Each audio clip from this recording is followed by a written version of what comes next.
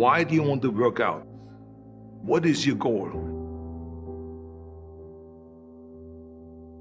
The most important thing is that you have a vision, that you have a goal.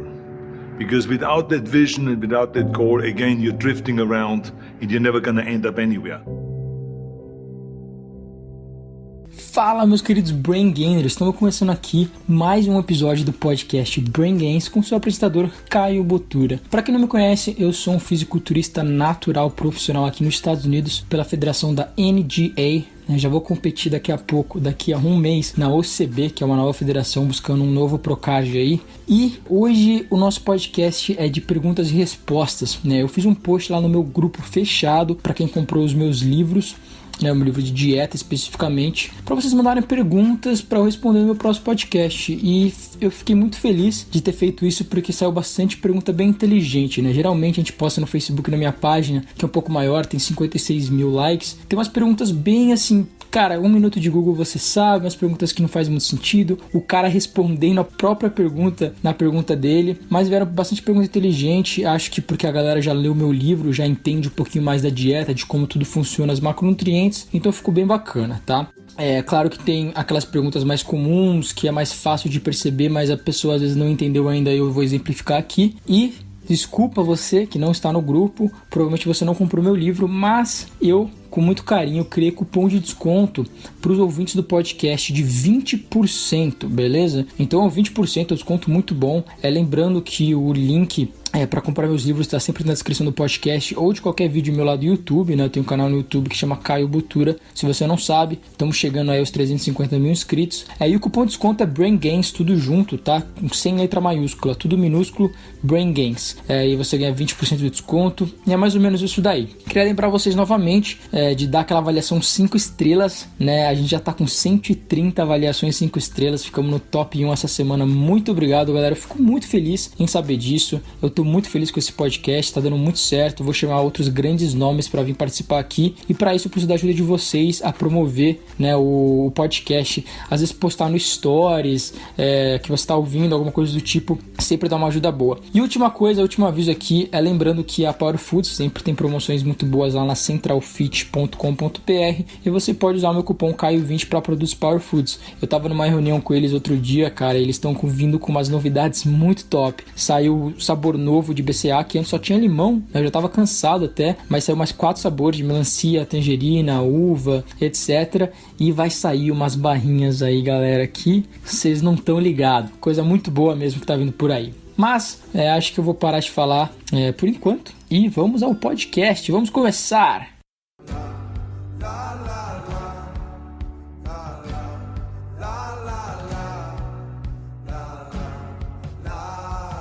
Então a primeira pergunta aqui é do Alex Henrique.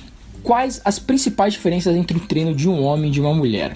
Bom, Alex, primeiro de tudo, se vocês não viram, eu fiz um vídeo sobre isso, né? Um vídeo muito bacana lá no meu canal, faz uns 2 meses atrás. É um dos meus vídeos favoritos até, em questão de formação, é bem bacana, onde eu falo sobre isso, tá? Então, não tem nenhuma diferença em grande parte, tá? Em questão de treino, a gente treina da mesma forma, né? Você vai fazer o supino com a mulher, você vai fazer da mesma forma. A biomecânica do exercício é a mesma, o jeito que você vai ensinar a técnica é o mesmo, tudo mais. Mas a gente pode estruturar algumas coisinhas um pouco diferentes, tá? A mulher não precisa treinar mais perna do que o homem, né? Mas ela pode. Ela não. Muita gente acha, a mulher tem que treinar leve, fazer treino com caneleira, repetição alta, não sei o que. Não. A mulher pode treinar pesado, pode fazer treino de força, deve, né? Porque fisiologicamente falando, se você fizer uma biópsia, né, no músculo da mulher e no músculo do homem, eles são completamente iguais, tá? Até mesmo assim, o homem tem uma força absoluta maior do que a da mulher. O que seria a força absoluta? Seria o seguinte, né? O homem que pesa 80 quilos vai conseguir fazer 200 quilos no agachamento, enquanto a mulher que pesa 80 quilos consegue fazer 100 só, né? Ela faz menos pesando o mesmo peso. De força relativa é quase a mesma coisa, tá? É quase a mesma coisa, mas o homem pode ser um pouquinho mais forte. Mas quando a gente olha para a área mede força pela área de secção transversa do músculo, que é assim que a gente mede força em todo mundo, né? A área de secção transversa nada mais, nada menos é que a espessura do seu músculo, da sua fibra muscular. A força é idêntica do músculo do homem e da mulher, tá? Então a gente é praticamente forte igual, mas o que acaba acontecendo, né? A mulher começa a treinar com menos massa magra, ela tem mais massa gorda naturalmente, tá? Para quem não sabe, a gente tem uma quantidade de gordura essencial, homens e mulheres, que assim, se o cara falar que ele tem menos que isso para você é mentira, porque ele devia estar morto. Tá? É a gordura essencial que você tem para sobreviver. Nem os caras que pisam no palco do Olímpia, né, que estão lá competindo no fisiculturismo, ficam abaixo desse percentual de gordura. Senão, como eu falei, eles estariam mortos, né, não estariam competindo. E geralmente para homem é 3%, tá? Então você nunca vai ver um cara com 1% de BF ou 2%. Talvez no adipômetro isso apareça, porque tem várias margens de erro aí. E mulheres geralmente é 9%, tá? Então já é bem maior que os homens. Então por ela ter menos massa magra, ela é um pouco mais fraca ali no começo, né? E ela também tem uma distribuição de massa magra diferente. Geralmente a mulher tem mais massa magra na parte inferior do corpo, por isso que ela, né, relativa a ela mesma, é um pouco mais forte nas pernas. Elas gostam muito de treinar a perna, mas as maiores diferenças vão vir da parte hormonal, né? A mulher, ela tem mais estrogênio. O estrogênio tem alguns benefícios, ele ajuda bastante, né, o tecido muscular a utilizar a glicose, e um dos maiores benefícios aqui na parte do treino seria que ajuda muito contra a fadiga, né? Eu até mesmo falei isso no podcast com o Jason, que homens que acabam usando esteroides anabolizantes e usam anti-aromatase, né, de um jeito excessivo, vamos dizer assim, onde eles trazem o estrogênio deles, o estradiol deles quase a zero, eles vão sofrer de síndrome da fadiga crônica, né? Os caras não conseguem levantar da cama praticamente. Então a mulher, por já ter esses níveis de estrogênio naturalmente mais elevados, ela consegue ela aguenta mais volume de treino, né? Então ela pode fazer mais séries, mais repetições, ficar um pouco mais de tempo na academia. E o estrogênio também ajuda a prevenir o dano muscular um pouco, né? Então ela tem menos dor muscular depois do treino, né? O homem acaba sofrendo um pouco mais com isso. Uma outra coisa que as mulheres têm, comparado aos homens, é que ela tem uma força excêntrica um pouquinho maior e mais duradoura, vamos dizer assim, né? Fizeram estudos aí nas mulheres e viram que a força excêntrica delas é mantida bastante, né? Quando ela vai ficando velha, ela consegue manter essa força excêntrica. O que é a força excêntrica, né, Caio? É simplesmente a força que o seu músculo tem que exercer na fase excêntrica do movimento, né? Que quando a fase excêntrica, galera, é aquela fase negativa que a gente chama, né? Então no supino é quando você tá trazendo a barra pro peito. Você não deixa a gravidade trazer a barra no peito, você não simplesmente larga o peso e deixa ele cair no seu peito. Você traz ele pro peito. Você está exercendo uma força na barra, mas a barra está exercendo uma força maior em você, né? Por isso que ela está vindo para baixo. Então é um exercício controlado, né? Não é uma coisa que você deixa cair. E essa parte aí das mulheres, ela consegue controlar um pouco melhor, elas têm um pouco mais de força nessa parte. Então talvez a gente poderia melhorar um pouco a cadência do exercício da mulher, né? Fazer com uma cadência um pouco mais elevada na fase excêntrica, que vai acabar causando um pouco mais de lesão, microlesões na fibra muscular, rompimento de fibras, que gera mais hipertrofia. Mais ou menos isso, né? Mas em questão de estruturamento de treino, assim como eu tô falando, é mais disso, é mais volume de treino, cadência, não sei o que. Agora a mulher tem que fazer agachamento, os exercícios a gente faz o mesmo, entendeu? Faz elevação lateral, faz supino. É claro, né? A mulher não vai querer ficar fazendo supino que nem um homem quer, porque ela não vai querer ficar com um peito enorme, a não ser que ela seja uma powerlifter, né? Nem nada do tipo. Não tô falando que você vai ficar com peito grande, mulher que tá ouvindo, por fazer supino, porque o tecido do peito é tecido adiposo, né? Eu tô falando do seu músculo do peitoral maior, peitoral menor. No inglês a gente tem até duas palavras para falar isso, né? A gente tem o chest e tem breast. Mas é mais ou menos isso, eu não quero estender muito mais nessa pergunta aqui. Vamos partir para a próxima.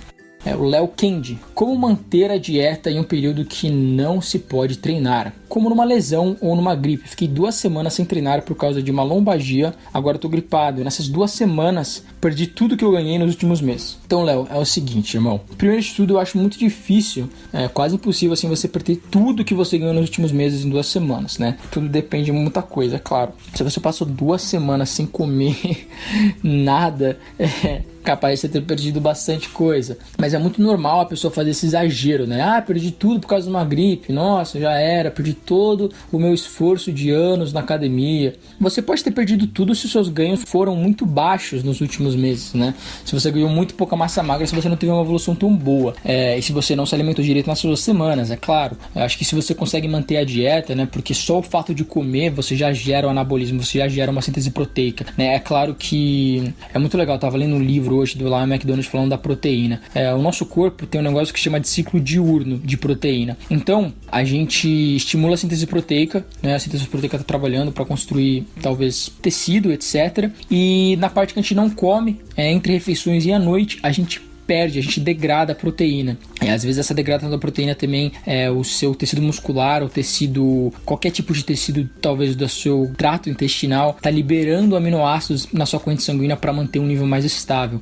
E isso é um equilíbrio que o corpo tem. Você perde e ganha, causa anabolismo e catabolismo, né? Então o seu anabolismo tem que ser maior que o catabolismo para você ganhar massa magra e crescer. Mas os dois processos acontecem simultaneamente, tá? Eles vão acontecendo durante o dia todo. Mas o fator principal para você ganhar músculo, para você realmente fazer com que tenha uma diferença do estoque de proteína no seu corpo e no seu tecido muscular, é o treinamento, né? Tanto o treinamento de endurance, que seria de resistência, de maratonista, né, esse tipo de coisa, quanto o treinamento resistido. Claro que tem uma diferença bem grande nos dois, né? O treinamento de endurance até com excesso vai causar um catabolismo e várias outras coisas. Mas eu fui numa tangente aqui. E o que a gente tem que entender, como eu já falei, né? Você tem que ter se alimentado direito, obtido a quantidade de proteínas necessárias nesses dias, de nutrientes, micronutrientes que são muito importantes, e é muito normal você perder peso, né? Geralmente perder peso de água e glicogênio, né? Porque você perde glicogênio do músculo e cada grama de glicogênio geralmente está ligado a 3 gramas de água, aí vamos falar assim, então você vai perder água junto,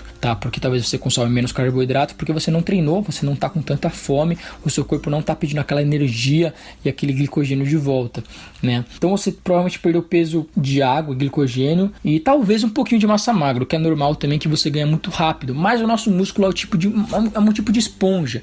70% é água no seu músculo, né? Então quando você está desidratado, você fica com uma aparência mais murcha mesmo. E acredito que você vai recuperar esse peso bem rápido quando você voltar na academia, se hidratar melhor, dar o estímulo do treinamento, né? E voltar a comer do jeito que você comia, entrar nessa rotina aí de novo. Mas manter a dieta, né, que é o principal dessa pergunta que você me perguntou. Você quer saber como que eu vou manter a dieta nas suas semanas para não perder tanta massa magra? É fácil. Você vai ficar provavelmente em casa doente aí, então você vai ter bastante tempo para cozinhar, para pensar na dieta, etc. O problema é você não comer besteira, né, mano? Porque às vezes você tá entediado, você vai comer besteira. Então a questão dos macros depende se você tá em cut ou se você tá em booking. Mas vamos pensar que você está em cutting. O que você vai fazer? Você vai subir as suas calorias de volta para manutenção, porque você precisa de nutrientes para combater qualquer tipo de doença, qualquer tipo de bactéria, inflamação que está acontecendo no seu corpo, tá? E se você está em booking, talvez também é melhor você trazer as calorias um pouco mais abaixo, né? Porque agora você não está dando o estímulo do treinamento, não está tendo uma síntese proteica tão grande como a de antes, então você vai acabar oxidando proteína e fazendo cocô caro às vezes e simplesmente excretando todo esse excesso de nutrientes que o seu corpo não está usando. Então eu geralmente traria as calorias mais perto da manutenção. Agora, a relação de macronutrientes, eu tentaria subir um pouco a proteína pelo efeito da saciedade que ela vai dar e o efeito da termogênese dela. Eu acho isso interessante. Agora, eu acho que você deve comer o carboidrato de uma maneira mais intuitiva. Por exemplo, se ainda faltam 50 gramas de carboidrato para você comer, mas você não está com fome ou vontade, você não precisa comer. Entendeu? Lembra que apetite é a sua vontade de comer. Então você olha para um bolo de chocolate e você quer comer aquele bolo de chocolate. Isso é apetite, não é fome. A sua fome é a necessidade fisiológica de comer. Então acho que é mais ou menos isso aí. Espero que você tenha entendido e tirado algo bom dessa resposta aí. É mais ou menos o que eu faria. Eu ficaria mais de olho na dieta. Legumes e verduras, cara, isso também nunca esqueça de manter na dieta e comer o máximo possível desse tipo de coisa. Esdras Bonani Eringer. a pergunta dele foi: se não vejo o meu peso descendo na balança, isso quer dizer que não estou fazendo o meu cutting corretamente? Nem um pouco, irmão. É muito normal isso acontecer. O pessoal só olha pro peso da balança, né? Então não se preocupa muito com isso. É interessante tirar medidas no cutting? Eu não tiro, simplesmente porque é muito conveniente para mim. Eu não tenho fita métrica, eu já estou muito acostumado com o meu próprio corpo. Eu conheço ele muito bem para saber que quando o peso não cai, eu sei os motivos disso e eu sei quando mais ou menos que ele vai cair, o que está acontecendo, e vou mais pelos macros, balança e espelho. Então, em alguns casos você pode ganhar massa magra e perder gordura, né? Principalmente os novatos. Então pode ser isso que está acontecendo no seu corpo. Se você está vendo uma mudança bem grande fisicamente, mas o peso está se mantendo, pode ser isso que está acontecendo, tá? Segundo é que a retenção hídrica vai mascarar muito a perda de gordura e de peso. E às vezes de um dia para o outro você pode perder 3 quilos, por causa dessa retenção aí. E isso pode ser por várias razões. Geralmente é água que você estava retido por causa de um estresse alto. Você estava passando uma situação de muito estresse na sua vida, provas finais de faculdade, de escola, alguém da sua família foi para o hospital, não está bem, sabe? Qualquer coisa assim pode levar os seus níveis de cortisol, acaba deixando você um pouco mais retido e depois isso vai embora. Às vezes é o próprio estresse da dieta, se você está muito tempo em cut. Então aí a gente introduziria uma pausa da dieta que a gente chama, que eu até falo isso no meu livro, que são de 7 a 14 dias, né? 1, 2 semanas, às vezes 3 semanas, onde você vai contar os macros de uma maneira mais tranquila, sem se preocupar muito, vai aumentar um pouco as calorias, se dá mais margem de erro, etc. Porque o estresse de fazer dieta às vezes pode estar causando essa retenção, tá? Uma outra causa para isso seria que depois que uma célula de gordura se esvazia de triglicerídeos, tá? Que é mais ou menos assim que a gente queima gordura, né? A gente puxa esse triglicerídeo aí para fora da sala de gordura, né? Mobilização, que a gente chama depois de transporte, oxidação, tudo mais. Quando ela se esvazia de triglicerídeos, ela se enche temporariamente de água.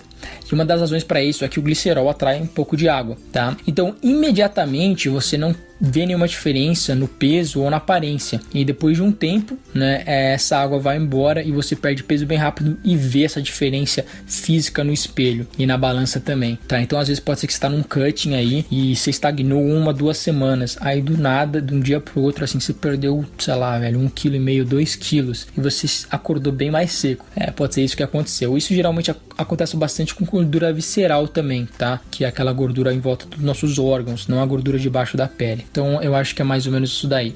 Vamos lá, vamos para uma próxima pergunta. O Bruno Graço perguntou: uma dúvida que eu tenho. No dia de descanso, compensa baixar os carboidratos? Não necessariamente, tá? Porque o carboidrato, ele ajuda bastante na recuperação muscular e o dia de descanso é mais ou menos isso que você está focando, tá? O dia de descanso tem uma razão, que é a recuperação muscular, né? E você precisa disso. E então os carbos vão ajudar muito nesse departamento aí, eles também vão ajudar bastante a diminuir a degradação de proteínas, né? E o que importa realmente é o déficit semanal, tá? Você tem que dar, não o déficit semanal, porque aí eu tô assumindo que todo mundo tá em dieta de cutting, mas se você está numa dieta de cutting, o que importa é o déficit semanal, né? E se você está numa dieta de bulking, o que importa é o balanço calórico positivo semanal. Então, vamos dizer que você está em cutting, aí você quer ficar em déficit, né? Que a gente fala que é ingerir menos calorias do que você gasta. Vamos dizer que você gasta 3.000 e você está ingerindo 2.500, né? Pode ser que você faça uma dieta de cutting onde 2 dias da semana você come 3.000, um dia você come 3.500, em todos os outros você come 2.000, sabe? Então o que vai importar mesmo é o déficit semanal, tá, galera? Então é isso que a gente tem que ver. Não pensa muito de um dia pro outro. Tem gente que acorda meio quilo mais pesado no outro dia, meio quilo mais leve, e tá achando que isso é um progresso muito bom, mas não é, porque tem várias coisas que vão mudar essa sua pesagem. Por exemplo, hoje eu me pesei às 8 da manhã. Se amanhã eu me pesar às 11 da manhã, eu provavelmente vou estar mais leve. Por quê? Porque eu vou ter mijado mais, porque eu acordo sempre para mijar, eu sempre mijo de manhã. Eu posso ter ido no banheiro mesmo e dar uma bela cagada. E eu também perco bastante água na respiração durante o sono e no suor, né? Então, quanto mais tarde você se pesa, mais leve você vai estar, provavelmente, né? Se você comer a refeição também, geralmente você finaliza a sua última refeição às 6 da tarde, né? Que é bem cedo cedo, vamos falar, vai 7h30, aí num dia você fez a sua última refeição às 10 da noite, pode ser que seja mais pesado no dia seguinte também, entendeu? São vários fatores pequenininhos que mudam esse negócio de dia para dia. Por isso que a gente olha nas pesagens a média da semana. E é a mesma coisa que vale para as calorias, tá? A gente vai olhar para a média de cada dia. Então soma todas as calorias da sua semana que você come a cada dia, tá? E divide por 7. Se você come as mesmas calorias todos os dias, você não precisa fazer essa conta, que aí você já sabe, né? Mas quem cicla calorias tem que fazer isso para saber mesmo se está em déficit ou superávit. O Miguel Munaldi perguntou: qual a diferença entre cutting high carb e low carb, sendo que os dois têm a mesma quantidade de calorias? Então depende do indivíduo, beleza, irmão?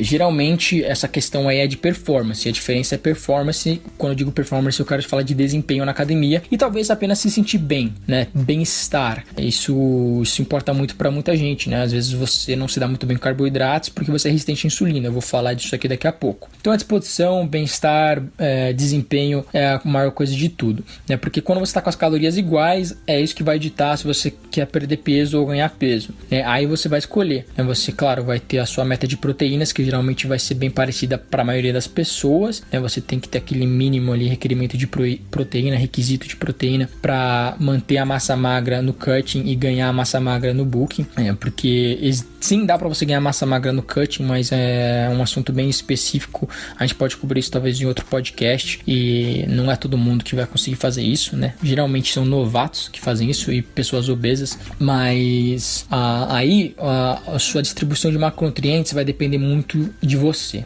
No meu livro eu sempre eu dou uma recomendação certa para proteínas e uma para gorduras, porque esses são os dois macronutrientes essenciais, né? Ou seja, o corpo precisa obter eles por meio da dieta, e o carboidrato não é essencial, né? A gente não tem nenhum tipo de carboidrato essencial, então ele fica como o resto das calorias por causa dessa parte do desempenho, que é muito importante, né? Você precisa ter um bom treino, né? E boa recuperação. O carboidrato me ajuda na recuperação para conseguir realmente ter os resultados que você quer. Então, na maioria das vezes, 2 de 10 pessoas não devem ter o carbo muito alto, tá? Elas devem fazer uma dieta mais low carb. Isso eu trabalhando com pessoas por observação, por estudos e conversando com outros coaches que fazem isso, tá? Coaches que já trabalharam com milhares de pessoas. Então você vai reparar que 2 de 10 pessoas não devem ter o carbo alto, né? Que é uma fração bem pequena da população.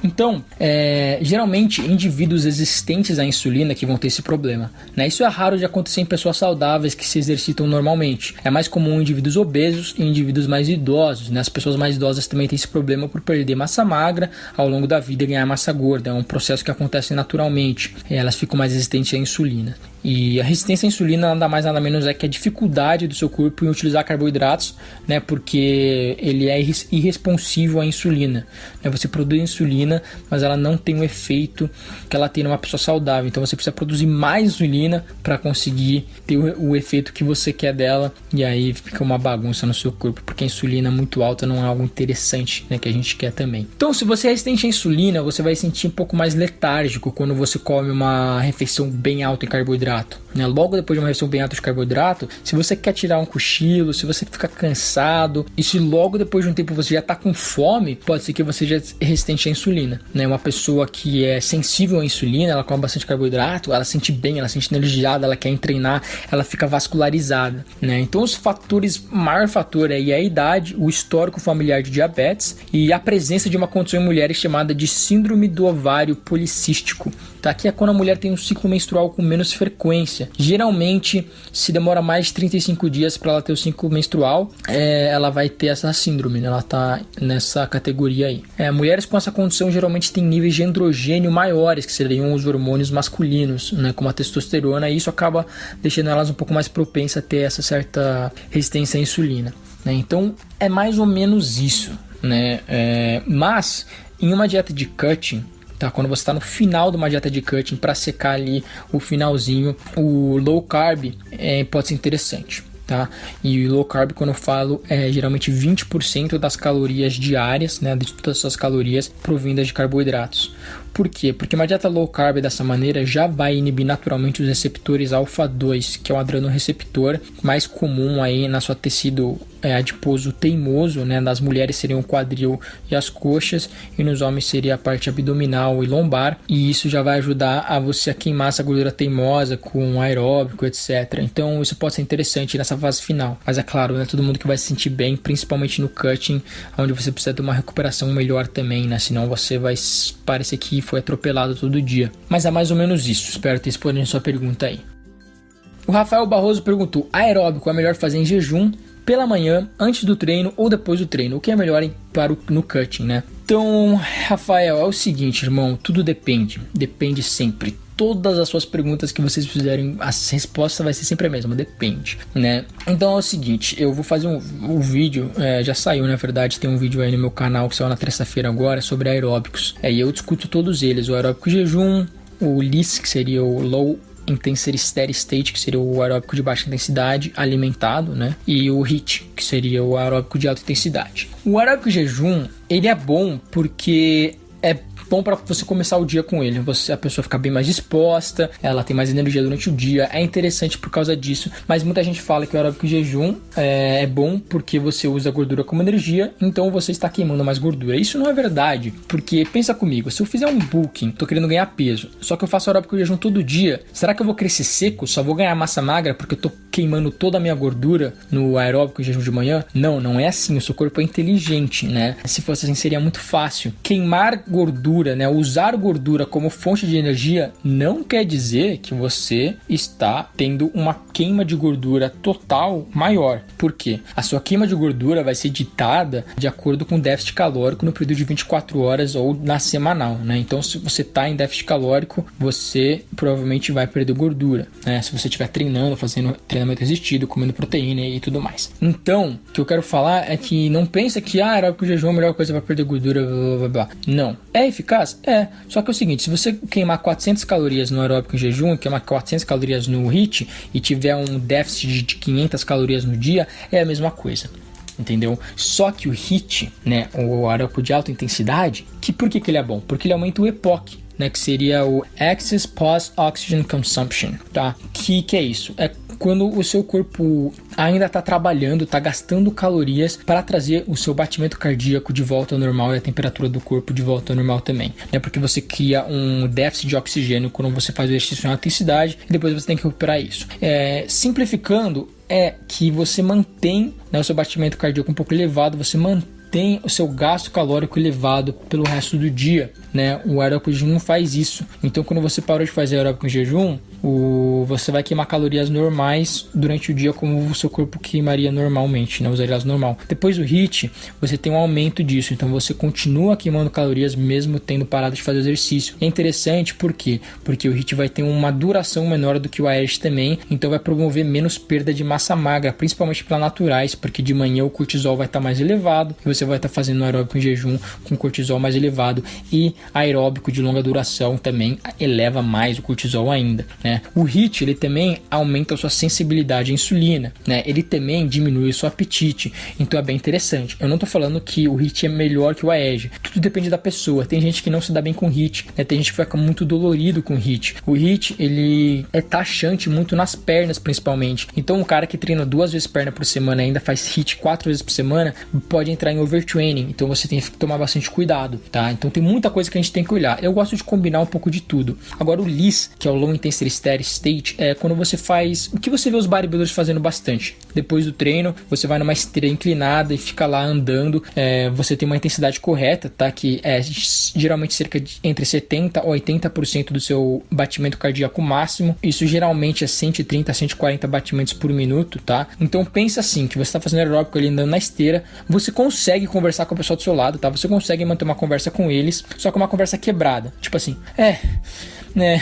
então, hoje eu fui lá na escola e eu, mais ou menos assim, sabe? Você não consegue falar que não tô falando aqui com você, né? Porque aí seria fácil demais. E se você não conseguisse conversar nem um pouco a pessoa já está em intensidade muito alta, tá? Então é mais ou menos isso o LISS. O LISS é muito interessante, porque quando você está mantendo essa intensidade, mesmo alimentado, você utiliza mais a gordura como fonte de energia do que carboidratos, tá? Porque a gente tem 3 sistemas de energia, né? A gente tem o fosfato, né? O fosfagênio, que é onde você usa a creatina para gerar ATP, você tem o glicolítico e você tem o aeróbico, que é aquele de entre 30 a 40 minutos, a gente tem oxigênio e tudo mais, e você está usando mais a gordura como fonte de energia, né? E é esse aí que o LISS utiliza, sistemas de energia que a gente fica. E também, sem falar que 5 a 10 minutos de aquecimento ali na esteira, numa máquina de aeróbico e tudo mais, já abaixa bastante seus níveis de insulina, tá? Então, é bem interessante. Assiste meu vídeo lá que eu dou um protocolo bem bacana para quem tá em cut, no final de cut, para queimar a gordura mais teimosa também. E uma coisa interessante, que uma dica que eu posso dar para vocês é que fazer aeróbico numa máquina diferente do que você está acostumado a fazer, por exemplo, você faz sempre a esteira inclinada. Se você for fazer a escadaria,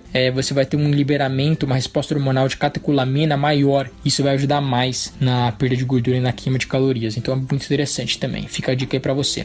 Você também perguntou antes ou depois do treino, né? Então deixa eu responder essa pergunta aqui, porque eu fui numa tangente de novo. Antes do treino eu não recomendo, né? Se você for fazer aeróbico mesmo. Se você for fazer um aquecimento de 10 minutos, não vejo nenhum problema. Aquecimento é muito bom, melhora bastante a performance no treinamento e evita lesões. Mas antes do treino, fazer um bom aeróbico, você vai acabar perdendo a sua capacidade de desempenho ali no treino resistido, né? Que é o que você vai fazer na academia. E isso não é muito interessante, porque o próprio treino na academia, né? O treinamento resistido pode agir como um HIIT, dependendo como você faz ele, tá? Não tô falando que vai, mas ele é muito bom para queimar gordura. Ele é melhor que aeróbico, né? Tem muita mulher aí que só faz aeróbico achando que vai perder peso e ficar tonificada, mas seria muito mais interessante ela simplesmente só fazer treino resistido, sabe? Então, se for atrapalhar seu desempenho, sua performance no treinamento resistido, no treinamento na academia, antes do treino, eu não faria o aeróbico, tá?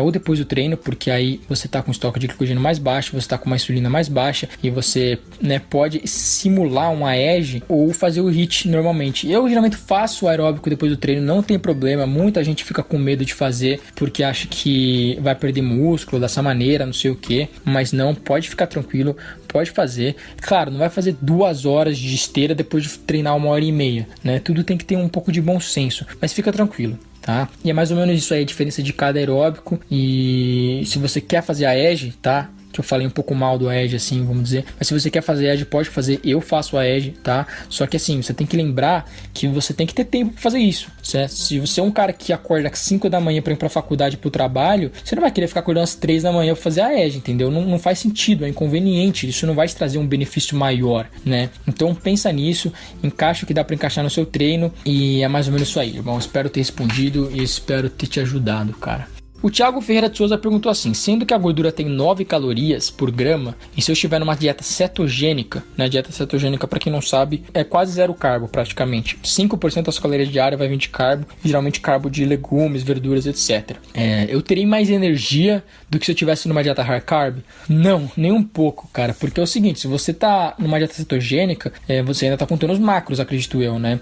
Então você ainda está dentro de um número de calorias diário, né? Então, assim, se você faz uma dieta de 3.000 calorias high carb e uma dieta de 3.000 calorias cetogênica, a sua quantidade de energia é a mesma, você vai ter a mesma energia, 3.000 calorias, né? Pra quem não sabe, a caloria é uma medida de energia. Então, não faz sentido o que você falou. Eu entendo o que você falou, né? 1 grama de gordura gera mais energia do que 1 grama de carboidrato. Só que você não vai consumir as mesmas gramas de gordura e carboidrato. Por exemplo, se você está numa dieta high carb e consome 300 gramas de carboidrato, você não vai consumir 300 gramas de gordura numa dieta cetogênica. É muito menos gordura, entendeu? Então você vai comer menos gramas de gordura do que comparado na dieta high carb, do carboidrato, né? Então vamos pensar aqui. Eu falei 300 gramas de carboidrato numa high carb. Isso são 900 calorias, correto? O que é 900 calorias de gordura? 100 gramas, né? Porque é 100 vezes 9. Então é mais ou menos isso. Espero que você tenha entendido. Não faz sentido porque as suas calorias vão ser controladas. Então você vai comer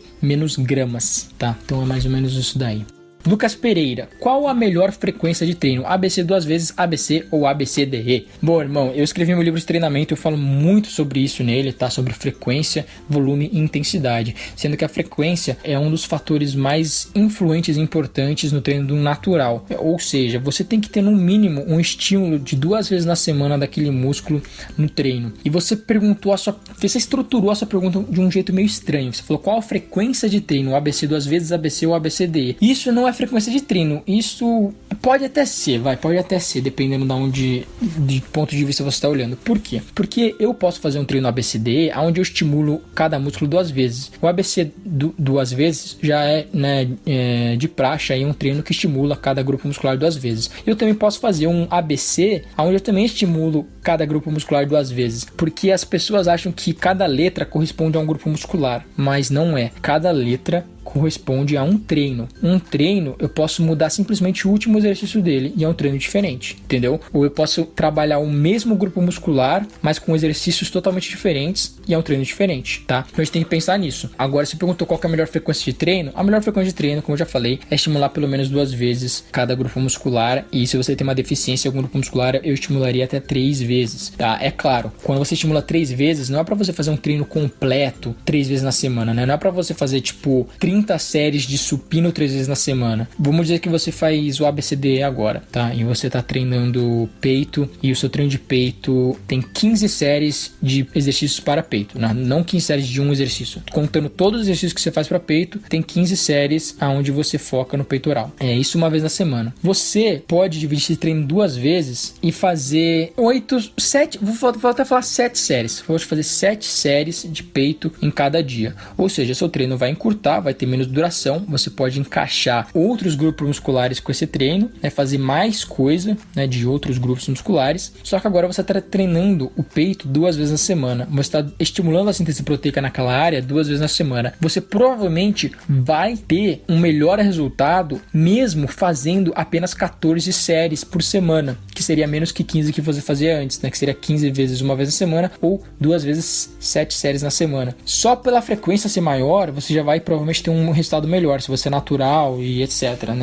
Isso são que meta-análises e estudos mostram sempre, que a frequência é muito boa. Mas ao longo do tempo você tem que aumentar o volume, Aumentar o volume, você vai aumentar ele ou aumentando a carga, ou aumentando a repetição, ou aumentando séries, ou colocando mais exercícios aí no seu treino. Mas é mais ou menos isso, Tem gente que faz full body 3 vezes na semana, o cara só vai 3 vezes na semana na academia, mas ele faz full body. Então, vamos dizer que em vez de ele fazer um treino de perna com 20 séries de perna, ele faz 5 séries de agachamento um dia, é só isso que ele faz pra perna naquele dia. No outro dia ele faz 7 séries de, vamos falar, 3 séries de extensora e 3 séries de flexora, e no outro dia ele faz 3 séries de leg press e panturrilha, beleza? Então o cara tá treinando a perna dele 3 vezes na semana, só que em vez de fazer o treino completo, ele dividiu em 3 e vai ter um estilo muito bom, muito grande, apenas indo 3 vezes por dia na academia, Claro, ele vai fazer 5 séries de agachamento naquele dia, mas ele também vai fazer séries para peito, séries para costas e séries para ombro, E para todos os outros grupos musculares. Então, simplesmente é o jeito que você estrutura o seu treinamento. Hoje, meu treino tá bem diferente, tá?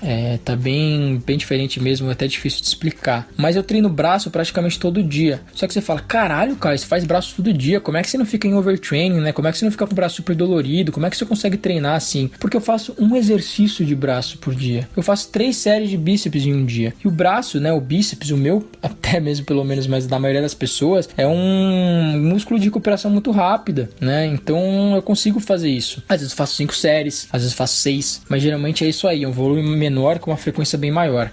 Mas vou parar de falar aqui, que eu já falei bastante dessa pergunta. A Patrícia Coloma fez uma pergunta aqui que é: dieta low carb é a salvação ou apenas uma dessas dietas da moda? Será que os carboidratos são tão perigosos assim? Bom, eu acho que eu já respondi, esse negócio de low carb e high carb aqui nesse podcast, mas eu queria falar um pouco dessa pergunta aqui só por causa de uma coisa. É o seguinte, o carboidrato nunca foi perigoso, tá? A gente tem épocas, é engraçado que a nutrição passa por épocas, Um dia a gordura é malvada, outro dia a proteína é malvada e outro dia o carbo é malvado. O carboidrato nunca foi perigoso. a gente gosta de procurar alguma coisa para ter medo. Então pensa, na verdade, né, um dos jeitos mais eficazes de você fazer marketing é vender alguma coisa por medo. As pessoas compram coisas por medo. O que eu quero dizer com isso? Se eu te falar que 90% das pessoas do seu bairro que morreram no último mês foi por causa de assalto e eu tentar te vender uma arma, né, para te proteger, eu provavelmente vou conseguir, né? Você pode ser uma pessoa que nunca tocou numa arma, totalmente contra o movimento armamentistas. Eu acho que eu falei isso certo em português, mas eu posso falar assim, cara, ó, é o seguinte, morreu 20 pessoas no seu bairro esse último mês, 90% delas, né, 18 delas foi por causa de assalto que teve no seu bairro, mas eu posso te vender essa arma aqui pra você se proteger, né, desses assaltos. Provavelmente você vai comprar porque você tá morrendo de medo, entendeu? E é isso que acontece com essas coisas da moda, com essas coisas que vêm do nada. As empresas e coaches, né, várias pessoas vão tentar se aproveitar disso e ganhar dinheiro em cima disso. Então vai falar, o carboidrato é horrível pra você, é muito ruim, vai te matar, pelo amor de Deus, não faça isso, compra esse meu livro de receitas low carb, entendeu?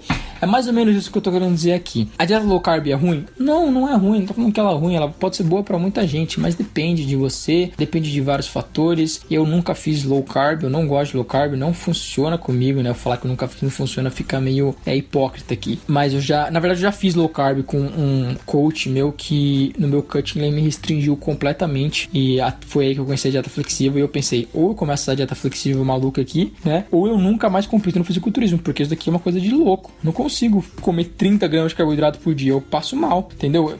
Você não consegue se concentrar, você pode entrar em depressão por causa de serotonina mais baixa, tem várias complicações, mas tem gente que se dá muito bem, né? Então é sempre uma questão de teste. Eu aconselho vocês na off-season, quando vocês estiverem em off-season aí e vocês podem fazer mais teste com o corpo de vocês, faz teste de high carb e low carb, né? Brinca com os macros um pouco, aumenta a sua gordura, diminui o carbo por 2 meses, vê como é que é o seu progresso e também anota todos os dias como você se sentiu. Me senti bem, treinei assim, treinei assado, não sei o que. Isso vai te ajudar a saber como que o seu corpo lida com os macronutrientes gordura mais alto ou carboidrato mais alto, beleza?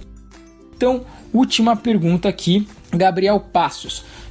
Já escutei alguns fisiculturistas falando que não se deve contar as proteínas provindas do macarrão, arroz integral, ou seja, não devemos contar as proteínas provindas das fontes de carbo e que devemos contar somente as proteínas provindas de fontes de animal. O que você acha disso, mano Caio Botura? Pois pensando numa dieta de calorias pré-determinadas, o fato de não contar essa proteína desbalancearia a dieta. Exatamente, irmão, você já respondeu a sua pergunta aí. A gente tem que pensar assim, galera, tudo bem. Primeiro de tudo, não existe proteína incompleta. Todas as proteínas são completas, elas têm os aminoácidos lá, só que ela tem um aminoácido limitante. Lembra do fator limitante da aula de química? Então, é quase a mesma coisa. É um aminoácido que ela tem muito pouca quantidade, né? Então, as proteínas de fonte animal, né, não todas elas têm proteína tipo quinoa. A proteína da quinoa é uma fonte completa de proteína. Então, a gente não precisa considerar ela. Mas essas proteínas ainda assim vão ser usadas no nosso corpo. Talvez não vão ser usadas para construir tecido muscular, mas elas vão ser usadas, tá? E elas também vão gerar calorias, né? Então, a gente não pode considerar elas porque a gente está ingerindo calorias. Talvez, num book, no off-season, onde você não está se preocupando tanto com isso, você não precisa contar elas. Só que é o seguinte, vamos supor que você come cerca de 30 gramas de proteína provindas do pão, macarrão, legumes, verduras aí, que são proteínas com um valor biológico um pouco melhor, digestibilidade um pouco menor, etc. Isso é o equivalente a 120 calorias. Né? Como eu falei, talvez num booking isso não seja um problema para você, mas num cutting restrito isso pode fazer muita diferença, né? Pensa numa mulher, geralmente num cutting aí para competição ela tá comendo 1.100 calorias, vamos falar, né? Mais baixinha, não sei o que, pá, 1.100 calorias. Se ela desconsiderar 120 calorias que ela tá comendo, né? É quase 10%.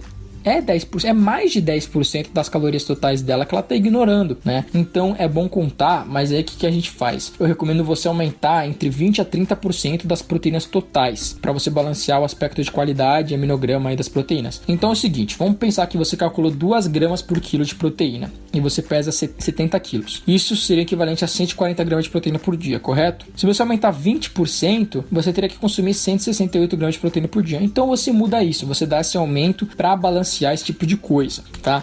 Mas, já vou falar pra vocês, 2 gramas de proteína por quilo, na maioria das pessoas, já é mais que o suficiente para você construir massa magra, tá? Então você pode ficar tranquilo, não quer dizer que você vai perder massa magra porque você tá contando as proteínas provindas de fontes, vamos dizer, menos biodisponíveis. Então fica tranquilo, galera, vocês não precisam se preocupar com isso. E lembra que cada grama de cada macronutriente tem calorias, né? Então cada grama de proteína vai ter 4 calorias. Você não pode simplesmente ignorar elas, beleza? Bom, galera, eu vou cortar aqui e adicionar um pedaço de informação que for faltando, tá? Então o podcast já foi editado, só que eu tô colocando esse negócio extra aqui agora, por isso que tá sem música, sem nada, porque eu consegui um editor, como vocês viram, ele tá bem melhor, tá bem mais legal aí.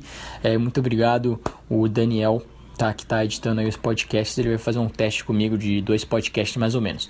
Mas, voltando aqui ao assunto, é interessante, porque eu tô lendo muito, galera, ultimamente. Eu tô lendo um livro sobre proteína bem interessante, simplesmente para adicionar conteúdo aqui pro podcast, pra minha vida como coach agora, também, que eu vou começar daqui a pouco. Ainda não comecei, fica tranquilo. E também para o canal, né? Então existem vários métodos de avaliar a proteína, né? A qualidade de uma proteína. São vários deles, eu já falei até um pouco na minha série Tudo sobre Proteína no YouTube, mas um deles é a taxa de eficiência proteica, ou PR em inglês. O PR representa a quantidade total de peso ganho em gramas relativa à quantidade de proteína consumida em gramas, tá? Eu não vou entrar em detalhe porque agora não vale a pena e também não importa muito para vocês. O que é legal a gente falar é que foi notado, né, que uma combinação de proteína animal 30% com proteína vegetal 70% gerou um PR maior do que se as proteínas fossem consumidas isoladamente. Então, por exemplo, para um vegano isso já não é interessante, e para o cara que come só carne também, né, e não inclui vegetais, também não é interessante. Então, na sua dieta aí, sempre que você for comer uma comida vegetal alta em proteína, né, lembra de também comer uma proteína aí, animal junto com ela, que essa combinação ela é mais interessante do que as proteínas separadamente, isoladamente, tá? Tem muita coisa que eu posso falar aqui sobre proteína, que agora eu tô ficando um expert no assunto, que tá bem bacana, mas isso vai servir de informação aí para podcasts futuros, beleza? Muito obrigado e é isso aí. Então é isso aí pro podcast de hoje, galera. Muito obrigado pra você que escutou até aqui. Muito obrigado a todos que mandaram as perguntas. Se você quer mandar pergunta da próxima vez, você tem que ir lá, comprar meu livro e entrar no nosso grupo especial fechado e dar um abraço grupal bem bonito, beleza? Então é mais ou menos isso. Lembra do cupom de desconto Brain Gains aí nos meus livros, nos 2 livros, o de treino e de dieta. Estão na descrição desse podcast e também de qualquer vídeo meu no YouTube. Dá aquela avaliação 5 estrelas no iTunes. Tamo junto, muito obrigado. Dá like aí no SoundCloud também, né? Eu tô muito mendigo hoje, tô pedindo muita coisa, né? Mas faz parte da vida, galera. Eu faço isso aqui pra vocês, eu gosto muito. E talvez tirar esses 5 segundos do seu dia pra fazer esse negocinho por mim também seria muito importante, muito legal, muito bacana, beleza? É nóis, valeu, falou e fui!